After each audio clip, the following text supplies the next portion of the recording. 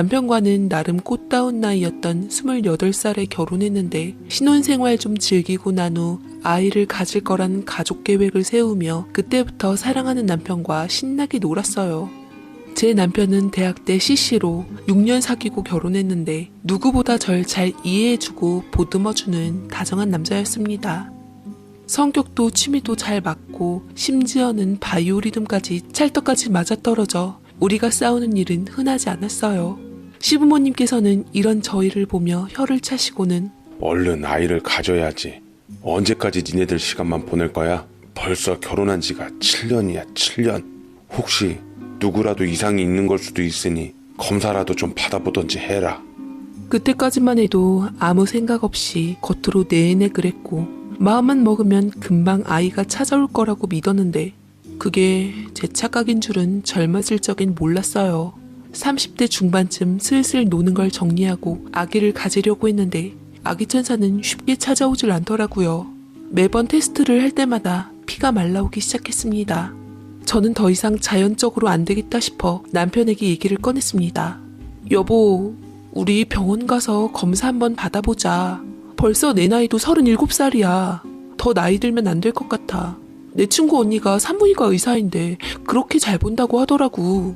에이, 아직 37살이면 30대인데 뭘 그렇게 조급하게 생각해? 자꾸 스트레스 받으면 더 안 생긴다니까. 우리 그냥 마음 편하게 먹자. 어? 남자들이란 뭘 믿고 저렇게 여유로운 건지 괜시리 얄밉더라고요. 그 무렵 제가 임신에 대한 스트레스 때문에 많이 예민해져 있을 때였어요.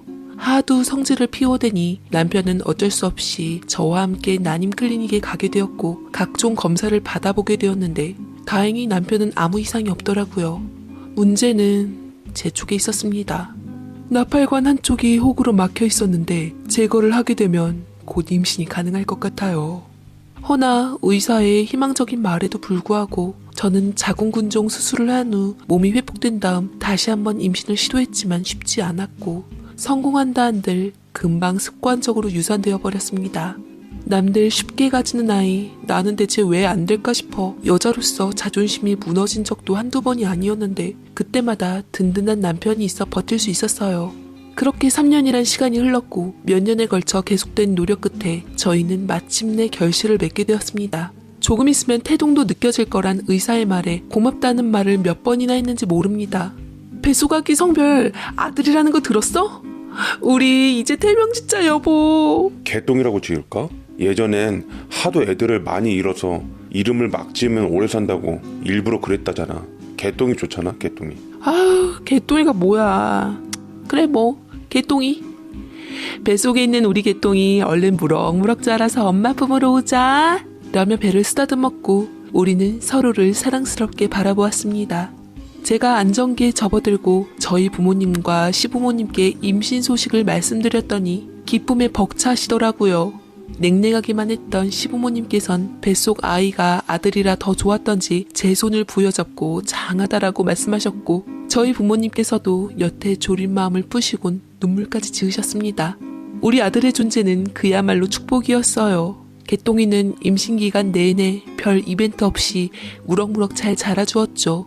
드라마에서 봤던 입덧 셔틀도 한 번쯤 시켜보고 괜한 응석도 부려보고 임신기간 내내 단 하루도 행복하지 않은 날이 없었습니다. 그렇게 하루하루 엄마가 될 날을 준비하고 있었고 임신 막달쯤 저는 곧 태어날 아기를 위해 그날도 산부인과 정기검진에서 초음파로 제 아이를 본 후 집으로 돌아오고 있었는데 근데 큰일이 터지고야 말았습니다. 무슨 영문인지 신호와 저를 못 본 승용차 한 대가 저를 그대로 치고 말았던 겁니다. 바닥에 쓰러졌던 순간 저는 본능적으로 배를 감싸 안았고 사람들에게 둘러싸여 정신이 아득해지는 걸 느꼈습니다. 대체 얼마나 시간이 흘렀을까? 의식을 회복해서 차츰 눈을 떠보니 온통 새하얀 게 천국인가 싶었지만 들려오는 남편 소리에 불현듯 깼습니다. 여보 정신 차려봐. 나 알아보겠어? 당신 교통사고 난 후 지금 3일째 정신이 돌아온 거야. 당신 잘못되는 줄 알고 얼마나 걱정을 했는데. 아기! 우리 개똥이 어떻게 됐어? 떨리는 소리로 아기에 대해서 묻자 잠시 그림자가 드리워지는 남편의 표정과는 달리 너무나 감사하고 기적적인 얘기를 들려주더라고요. 당신과 날 닮은 우리 개똥이 잘 태어나서 신생아실에 있어. 걱정 마. 정말? 정말 우리 아기 세상에 잘 태어났어?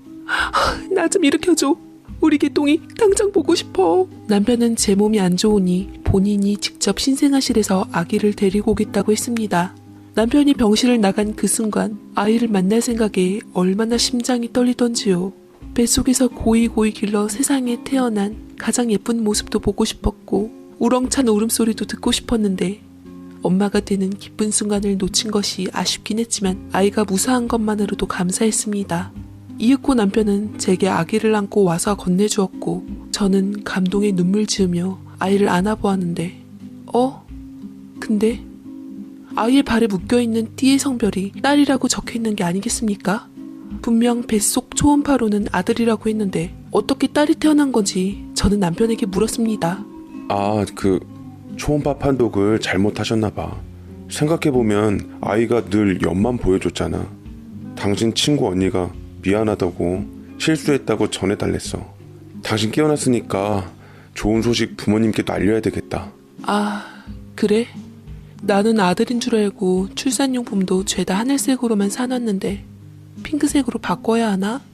알고 있던 성별이 달라 당황스럽긴 했지만 생각해보면 아이가 초음파할 때마다 옆만 보고 있다고 툴툴대던 친구 언니의 반응이 떠올라 그럴 수도 있겠거려니 했습니다. 그저 교통사고에도 살아준 아이가 감사하고 기특할 따름이었죠.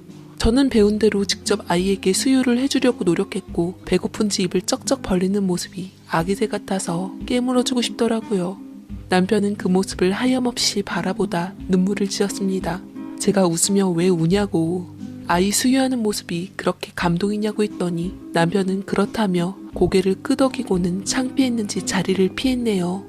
몸을 좀 움직여야 한다는 주치의의 말 맞다나 저는 링거병을 들고 천천히 몸을 일으켜 병원 안을 걸었고 우리 아기를 보기 위해서 신생아실에 겨우겨우 갔어요. 그런데 저와 같은 마음으로 온 산모가 신생아실을 기웃거리며 미소를 짓고 있더라고요. 저도 곁으로 가서 우리 딸을 보았습니다. 깊이 잠이 든 모습조차 사랑스럽더라고요. 제가 넋을 잃고 아이를 보니 산모는 그제서야 제가 곁에 있다는 것을 알고 깜짝 놀라고는 부랴부랴 자리를 피했습니다. 제가 무슨 귀신도 아니고 그렇게 놀라서 피할 것까진 없었는데 괜시리 기분이 나빠졌지만 다들 예민해진 시기니 털어버리자 했죠. 저는 퇴원 후 집으로 돌아와 육아 전쟁을 시작했습니다. 아이를 보는 건 여간 어려운 일이 아니었어요. 육아를 하면서 신경이 곤두세워져 남편에게 화를 내는 일도 많아졌고 남편은 생각보다 육아 참여도가 시원치 않았습니다.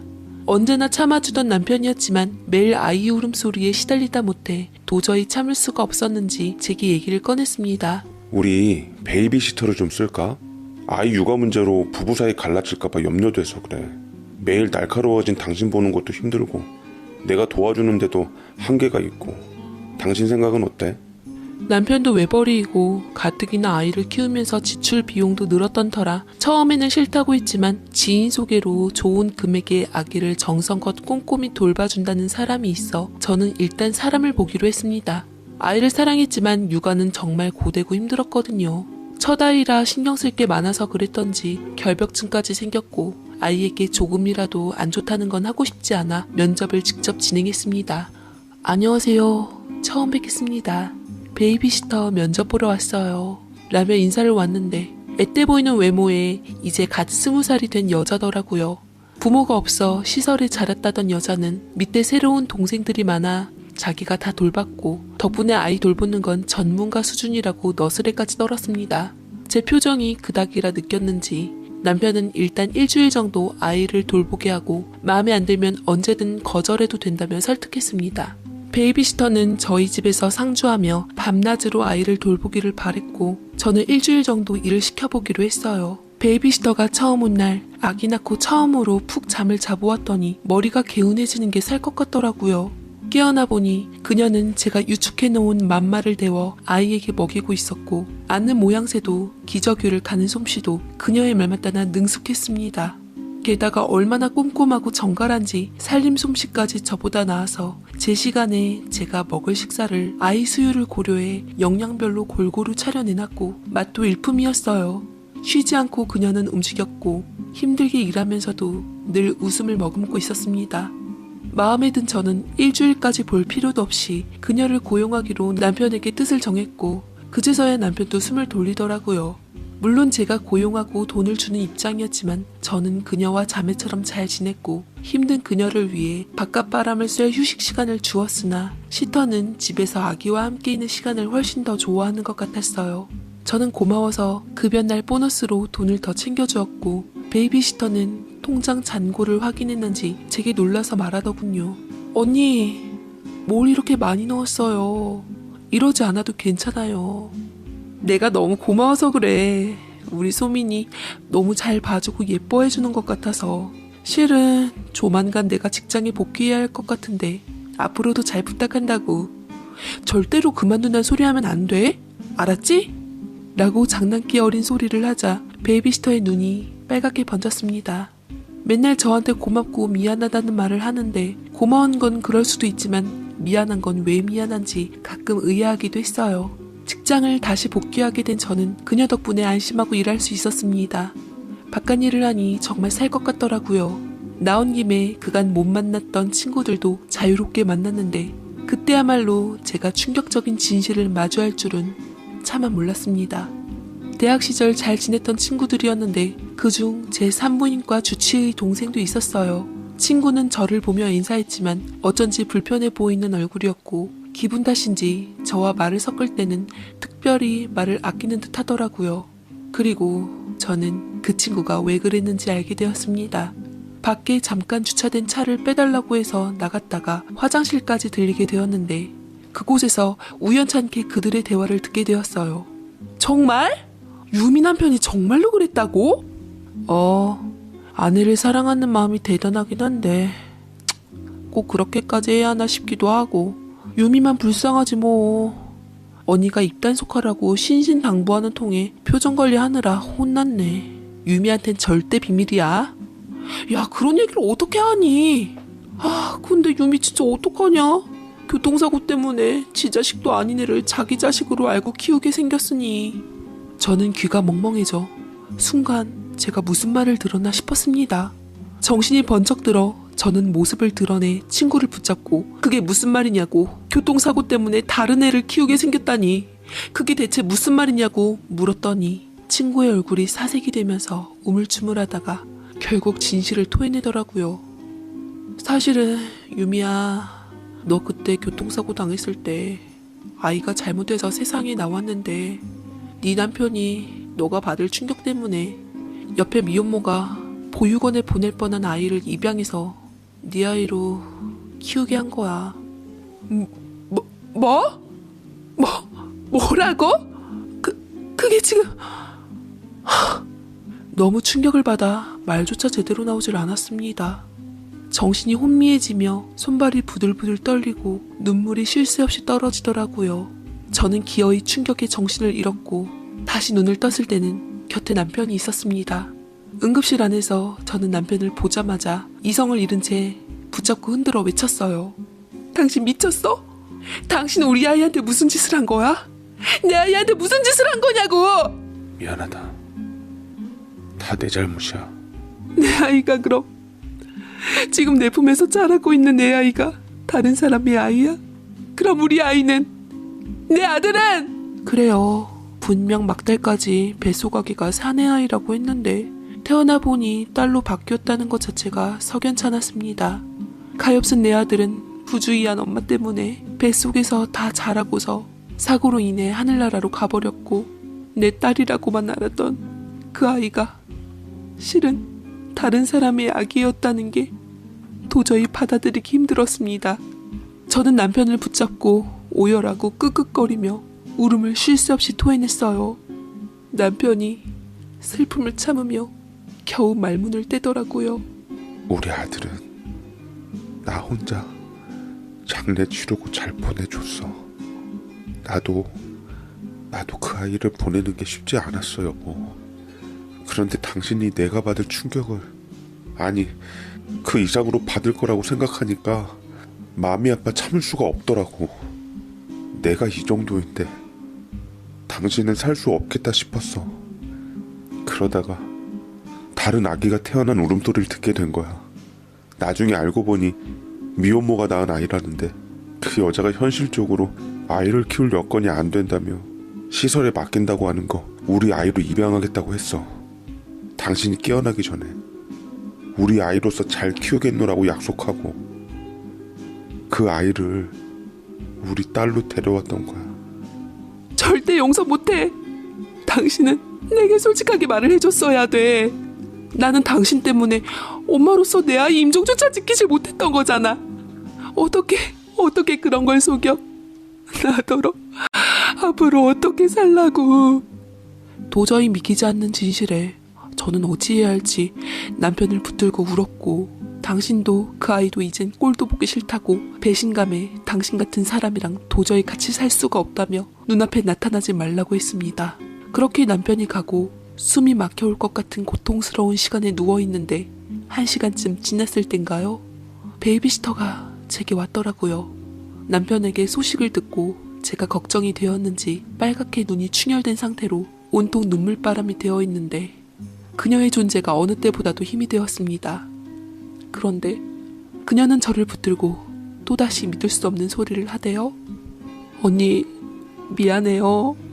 실은 내가 언니 딸 소민이 친엄마예요.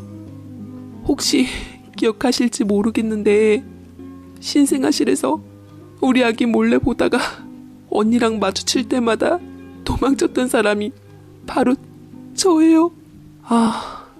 하도 충격을 많이 받아 모든 얘기가 다 헛것으로 들렸습니다. 돌이켜보니 신생아실에서 마주한 늘 저만 보면 후다닥 도망갔던 친모가 베이비시터 같기도 했네요. 산후 붓기가 빠져 제가 차마 못 알아본 탓에 돈까지 써가며 그 여자를 그 여자의 아이와 함께 두었던 거였어요. 정도 주고 마음도 주고 정말 친자매처럼 생각했는데 어쩌면 내 아이도 살아있고 그녀도 아이를 키울 여건이 되어서 품 안에 키웠다면 우리는 한 병원에서 아이를 비슷한 시기에 낳은 인연으로 좋은 육아 동기가 되었을 텐데 저는 앞으로 대체 어떻게 살아야 할지 깜깜했습니다. 저는 당분간 친정으로 가서 몸과 마음을 추스르기로 했고 친정 부모님께 남편이 제게 저지른 행동에 대해 모두 말했습니다. 친정 부모님께서는 한바탕 난리가 나셨고 억장이 무너진 심경으로 시댁에다가도 토시 하나 안 빠뜨리고 알려 집안은 단번에 뒤집혔어요. 시부모님과 남편이 와서 제 앞에 무릎 꿇고 잘못했다고 싹싹 빌었는데 남편은 그 와중에도 더 이상 어떤 말도 제게 하질 않았습니다. 이혼을 한 해 만에 하며 남편을 몰아갔지만 지금 생각해보면 남편 심정도 말이 아니었겠죠. 누구보다 아이를 바라고 기다리며 제 곁에서 지켰던 사람인데 그 마음도 오죽 쓰릴까 싶었습니다만 그땐 남편에게 받은 배신감에 가슴이 쓰라리고 미칠 것만 같아서 모든 원망을 남편에게 쏟았어요. 저는 부모님과 함께 아이를 묻었다던 강으로 가서 큰 슬픔에 흙을 주며 오열했습니다. 심장이 뒤틀리는 것 같고 숨을 쉬질 못하겠더라고요. 뱃속에서 그토록 귀하게 품었건만 어미의 미혹한 실수로 세상의 빛조차 보지 못한 채 떠나보내야만 했던 내 아이에게 너무 미안해서 소리내어 울었습니다. 그렇게 저는 친정집으로 돌아와 1년이란 시간을 보냈습니다. 1년 동안 남편은 연락이 없었어요. 친정 부모님께선 아슬아슬하게 저를 바라보다 조심스럽게 말씀을 하시더라고요. 이제 그만 돌아가거라. 1년이면 네 남편도 많이 힘들었을 거야. 너한테 얘기 말라 했지만 하루에 한 번씩 꼬박 전화해서 네 상태에 대해 묻고 걱정하고 했어. 다 자기 잘못이라며 너 원망조차 하질 않았다. 그런 사람 마음 더 아프게 하지 말고 얼른 곁으로 가. 저는 부모님의 말씀에 몇 날 며칠 밤을 새며 고민을 했고 굳게 마음을 다잡고 저희 집에 돌아갔습니다. 그곳에 훌쩍 큰 아이와 내 자매 같던 베이비시터가 그대로 있더라고요. 베이비시터는 저를 보더니 반갑게 맞이하며 눈물을 글썽거렸습니다. 돌아와줘서 고마워요, 언니. 소민이도 언니를 얼마나 찾았는 줄 몰라요. 제가 자격이 없어서 늘상 언니만을 찾더라고요. 소민이 이제 엄마 아빠 말도 잘해요. 보세요. 그 어린 아기는 저를 기다렸다는 듯 오랜 시간 떨어졌는데도 낯 한 번 가리지 않고 제게 폭 안겼습니다. 하며 엄마 하는데 베이비시터가 제 사진을 많이 보여주며 엄마 이제 곧 오실 거라고 이분이 네 엄마라며 계속 알려줬다고 하더라고요. 따뜻한 아이의 온기를 마주하니 저는 주책맞게 눈물이 왈칵 쏟아졌고 소민이를 안고 펑펑 쏟았네요. 소식을 들은 남편이 반차를 써서 집으로 돌아와 저를 단번에 부여안고 우리들은 울음바다가 되었습니다. 마음이 진정되자 베이비시터가 무릎 꿇고 그간 제가 없어 미뤄왔던 뜻을 전했습니다. 저 이제 소민이 안 보려고요. 처음에는 너무 마음이 아팠는데 좋은 부모님 밑에서 잘 자라게 하는 게 소민이를 위한 일인 것 같아요. 갈게요. 그동안 정말 감사했습니다. 라며 자리를 일어서는데 작별 인사를 제대로 할 겨를도 없이 연기처럼 사라져버리고 말았습니다. 저는 남편과 아주 오랜 이야기를 한 후 현실을 제대로 받아들이고 소민이를 제 딸로 키우기로 했어요. 힘은 들었지만 말문이 트여서 제게 엄마라는 아기를 보니 참으로 사랑스러워 통통한 볼에 뽀뽀도 해주고 안아주고 떠나간 우리 아들 못지않은 사랑으로 키우기로 했답니다. 그리고 자라나는 딸아이 얼굴에 베이비시터의 얼굴이 간혹 보이면서 그 아이가 종종 생각이 났는데 혹여나 잘 지내고 있는지 안부가 궁금하더라고요. 그 아이도 부모 없이 시설에서 자라 힘든 일이 많았을 텐데 참 구김스럽고 바르게 자란 모습이 맴돌았습니다. 저는 남편과 의논해서 베이비시터를 수소문해서 찾아 집으로 다시 불렀고 우리 부부는 큰 결정을 하게 되었어요. 21살짜리 그 아이를 저희 딸로서 입양하기로 했던 겁니다. 아직도 그 아이의 믿을 수 없다는 얼굴과 큰 눈에 그렁그렁 맺힌 눈물이 마음이 아프네요. 모두가 상처를 가진 우리 네 식구는 모진 풍파를 겪고 가족이라는 이름으로 하나가 되려 하고 있었습니다. 가끔 하늘을 멍하게 보며 그곳에서 행복하게 있을 우리 천사 같은 아들에게 미안하고 채 가시지 않는 슬픔이 일기도 해요. 그렇지만 제 곁에 있는 두 딸을 보며 마음에 큰 위안을 받으며 살아가고 있습니다. 사랑은 나눌수록 배가 된다는 말이 맞는 것 같아요. 딸들과 함께 살면서 사이에 많은 일들이 있었지만 그 얘기들은 저희만 간직하기로 할게요. 아무튼 저희 가족은 그 어느 때보다도 행복하게 잘 살고 있습니다. 앞으로도 우리 가족이 변함없이 잘 살기를 바라며 자꾸만 말이 길어져 이만 사연을 줄이겠습니다.